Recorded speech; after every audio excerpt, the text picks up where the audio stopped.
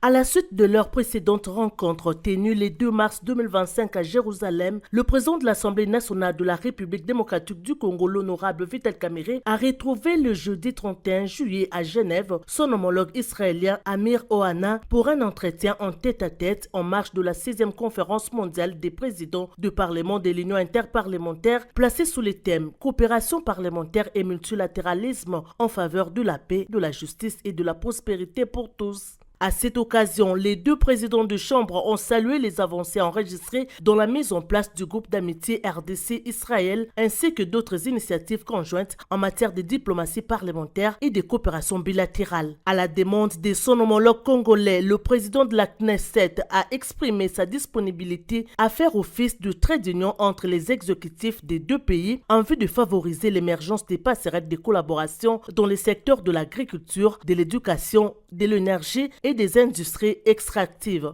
La question des conflits armés en République démocratique du Congo et au Moyen-Orient a également retenu l'attention des deux personnalités qui ont réaffirmé leur engagement commun à la paix et à la recherche des solutions durables aux crises qui affectent leur peuple. Ils ont souligné certaines similitudes structurelles entre les deux conflits, lesquels appellent une mobilisation internationale accrue ainsi qu'une lecture lucide et concertée des enjeux sécuritaires régionaux au regard de leurs répercussions sur la stabilité globale. Les deux parlementaires se sont accordés sur la nécessité de capitaliser les acquis de cette 6e conférence mondiale des présidents du Parlement, en particulier en ce qui concerne les défis sécuritaires propres à chacun de leurs pays. À cet effet, une mission parlementaire de la Knesset à Kinshasa a été envisagée. Peu avant de quitter Genève, le président de l'Assemblée nationale Vital Kamerhe a assisté à la session marquant la clôture de la 6e conférence mondiale des présidents des parlements dont la prochaine session s'y tiendra en 2030.